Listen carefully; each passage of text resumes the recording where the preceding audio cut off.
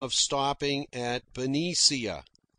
The tide favoured, the wind was fair and howling, glorious sailing for a sailor. Bull Head and Army Points showed ahead, marking the entrance to Suisun Bay, which I knew was smoking.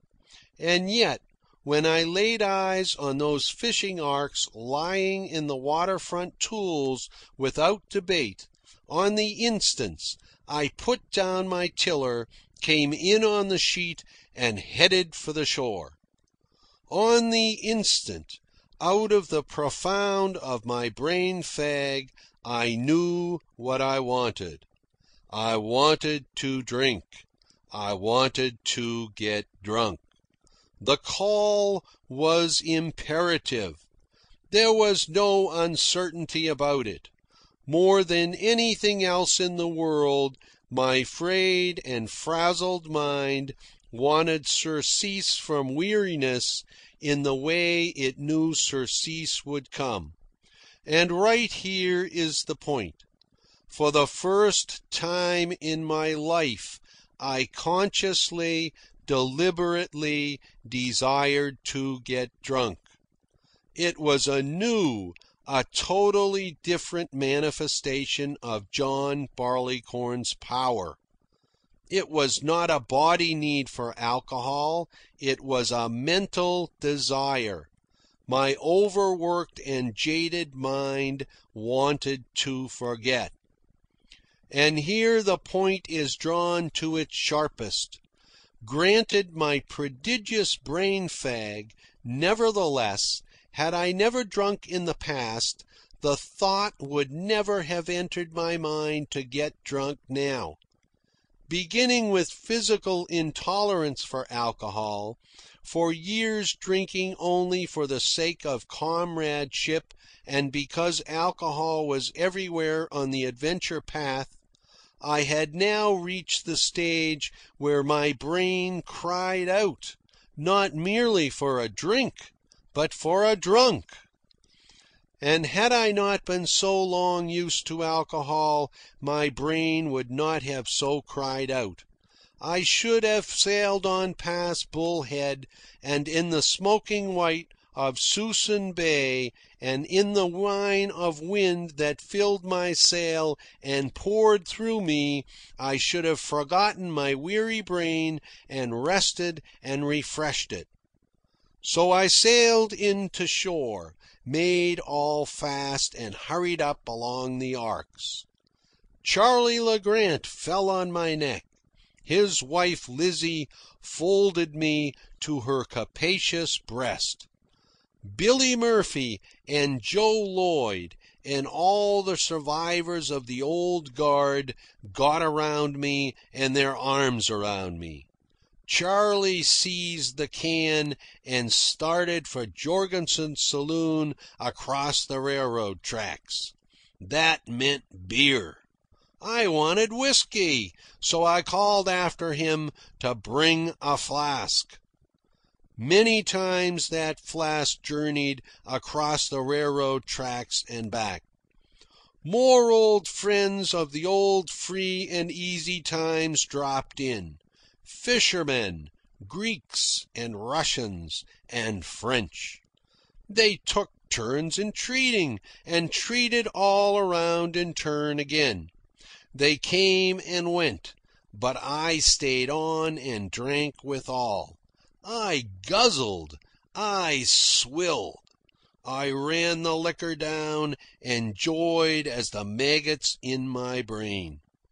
And Clam came in, Nelson's partner before me, handsome as ever, but more reckless, half insane, burning himself out with whiskey.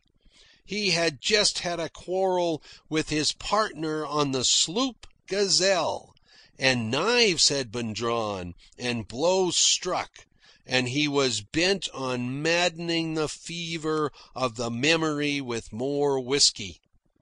And while we downed it, we remembered Nelson and that he had stretched out his great shoulders for the last long sleep in this very town of Benicia.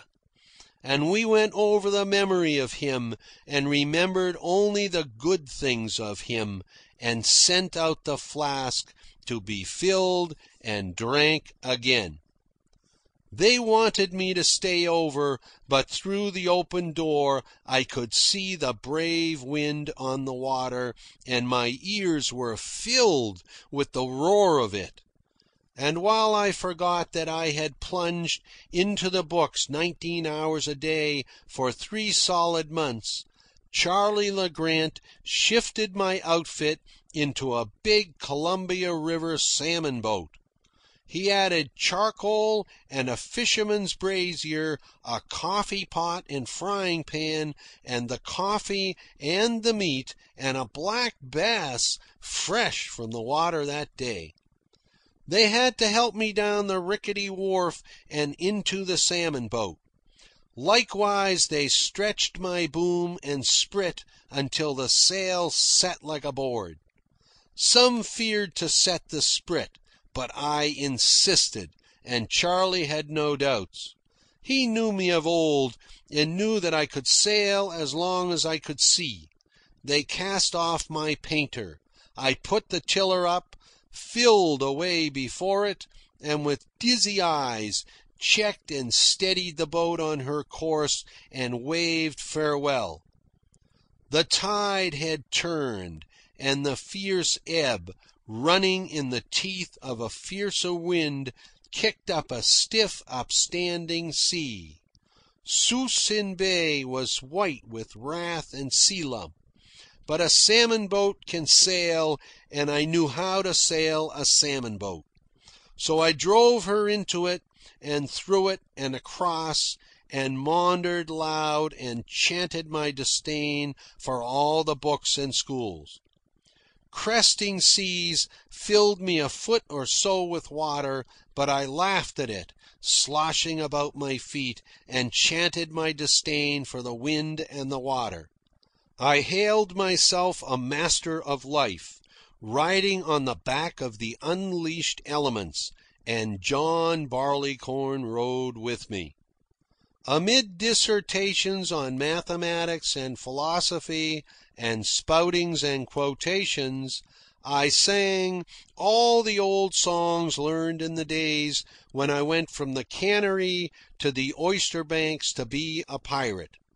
Such songs as Black Lulu, Flying Cloud, Treat My Daughter Kindly, The Boston Burglar, Come All You Rambling, Gambling Men, I Wished I Was a Little Bird, Shenandoah, and Ranzo, Boys, Ranzo. Hours afterward, in the fires of sunset, where the Sacramento and the San Joaquin tumble their mighty floods together, I took the New York cut-off, skimmed across the smooth, landlocked water past Black Diamond, on into the San Joaquin, and on to Antioch, where, somewhat sobered and magnificently hungry, I laid alongside a big potato sloop that had a familiar rig. Here were old friends aboard who fried my black bass in olive oil.